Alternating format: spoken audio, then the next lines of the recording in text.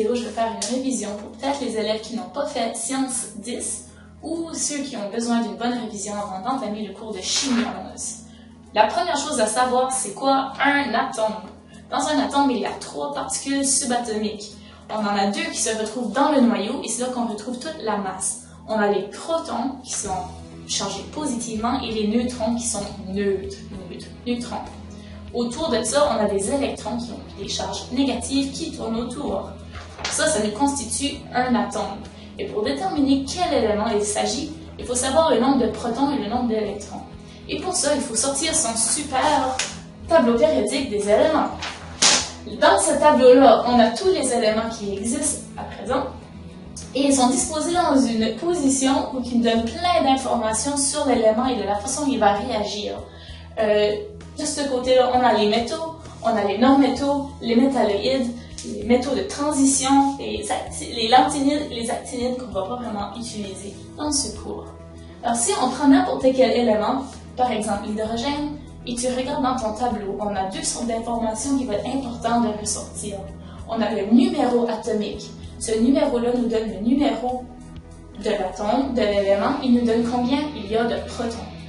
Chaque élément présentement a une charge électroniquement neutre, qui veut dire que s'il y a une charge positive, un proton, il doit y avoir un électron pour compenser la charge. Alors s'il y a, par exemple, le lithium, il y a 3 protons, il doit y avoir 3 électrons pour qu'ils soient neutres.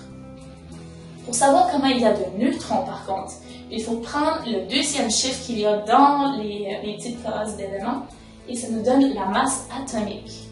La masse atomique, il faut l'arrondir. Maintenant qu'on prend le lithium, qui est le numéro 3, on a 6,9. On l'arrondit, ça donne 7. Pour avoir le nombre de neutrons, il faut prendre la masse moins le nombre de protons, qui va nous donner le nombre de neutrons. On prend en considération la masse des électrons parce qu'ils sont très très négligeables dans ces éléments. Alors si on prend 6,9, on l'arrondit, ça donne 7, moins 3 qui est le nombre de protons, ça nous donne 4. Alors dans un élément de lithium, on a 3 protons, 3 électrons et 4 neutrons.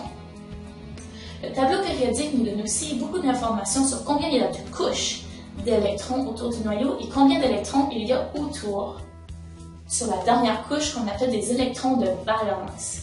Si on regarde les groupes, qui sont les lignes verticales dans ton tableau périodique, 1, 2, on saute par-dessus les éléments de transition, 3, 4, 5, 6, 7, 8. Alors le maximum qu'il peut y avoir dans la dernière couche, les 20 premiers éléments qu'on va étudier, sont 8 électrons de valence. Alors sur la dernière couche, il va y avoir 8 électrons de valence maximum. Sur la première groupe, on a 1 électron de valence sur la dernière couche. Si on prend le bord, qui est dans la 3e famille groupe, c'est la même chose, c'est des synonymes, ça nous donne 3 électrons de valence sur la dernière couche. Pour savoir combien il y a de couches, on regarde les périodes. Les périodes sont les lignes horizontales dans ton tableau périodique. Alors si on prend le sodium, qui est une, 2, 3e période, il y a 3 couches, et comme il est dans la première famille, il y a 1 électron sur la 3e couche. Alors ça, c'est des informations qui est important à savoir pour faire le cours de chimie 11. La seule exception à la règle, c'est l'hélium. Si tu regardes l'hélium et le numéro 2, alors on a seulement 2 protons, mais il se retrouve dans la dernière famille, donc il devrait avoir 8 électrons de valence. Mais il n'y en a pas 8, il y en a juste 2. Alors c'est la seule exception à la règle. La première couche a toujours juste 2 électrons. Hydrogène, hélium, et ensuite on tombe dans la dernière, dans les 8 électrons de valence pour les autres.